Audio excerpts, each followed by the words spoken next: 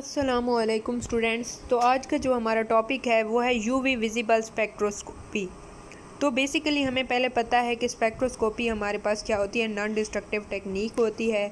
और UV visible spectroscopy में हम क्या करेंगे, यूवी विजिबल रीजन स्टडी करेंगे। अब यूवी विजिबल रीजन क्या है, इलेक्ट्रोमैग्नेटिक रेज़ के अंदर फॉल करता है। इलेक्ट्रोमैग्नेटिक रेज़ के अंदर एक रीजन हमें हासिल होता है, उसे हम क्या कहते हैं, यूवी विजिबल रीजन। यूवी कहते हैं अल्ट्रावायलेट रीजन को, और विजिबल वैसे ही विजिबल लाइट जो 7 कलर्स पर मुश्तमिल होती है।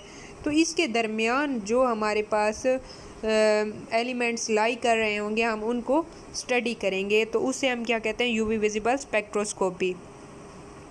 यूवी विजिबल स्पेक्ट्रोस्कोपी की वेवलेंथ रेंज जो है वो 200 से 800 नैनोमीटर तक है। 200 से 400 तक यूवी रीजन होता है, फिर 400 से 800 तक विजिबल रीजन होता है। तो कलेक्टिवली 200 से 800 नैनोमीटर तक जो रीजन आएगा उसे यूवी विजिबल स्पेक्ट्रोस्कोपी कहते हैं।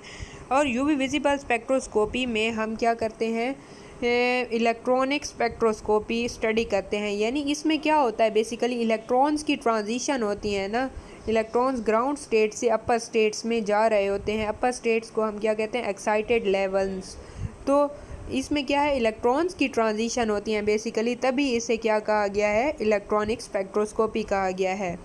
और इसमें जब इलेक्ट्रॉन्स एक्साइट होकर जाएंगे तो उससे जो स्पेक्ट्रा हासिल होता है उसे एब्जॉर्प्शन स्पेक्ट्रा कहते हैं। और जब एब्जॉर्प्शन करके उसी एनर्जी से वापस ग्राउंड स्टेट में आएंगे तो जो एनर्जी रिलीज़ होगी उसे हम क्या कहते हैं, atomic emission spectra.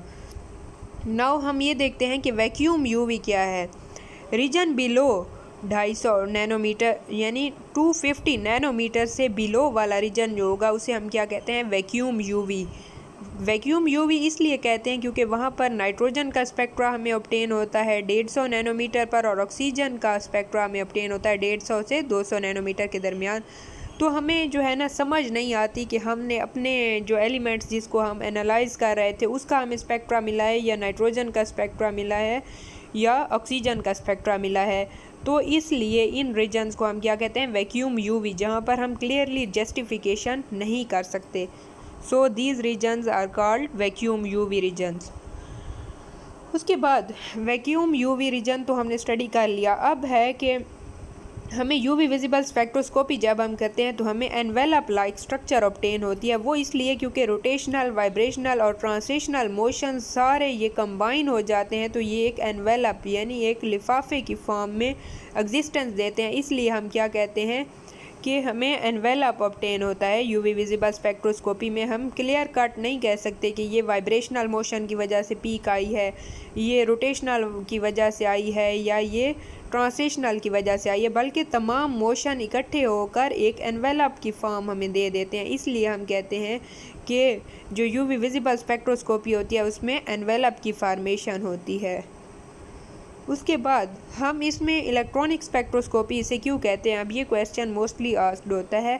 As the name indicate it involve the transition of electrons from ground state to excited state, that's why it is called electronic spectroscopy. और only transition of electrons are possible, यानी हमारे पास सिर्फ electrons जो हैं वो ground state से अपर states में जाते हैं और फिर अपर स्टेट से दोबारा ग्राउंड स्टेट में आते हैं, जंपिंग करते हैं इलेक्ट्रॉन्स, तो इसलिए इसे इलेक्ट्रॉनिक स्पेक्ट्रोस्कोपी कहा जाता है।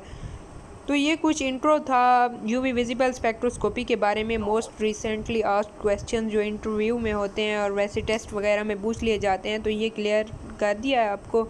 होप सो आपको समझ आ गई होगी। अगर आपने हमारा यूट्यूब चैनल सब्सक्राइब नहीं किया तो सब्सक्राइब कर दें और बेल आइकन प्रेस कर दें ताकि आपको हमारी लेटेस्ट अपडेट्स मिलती रहें। Thank you very much.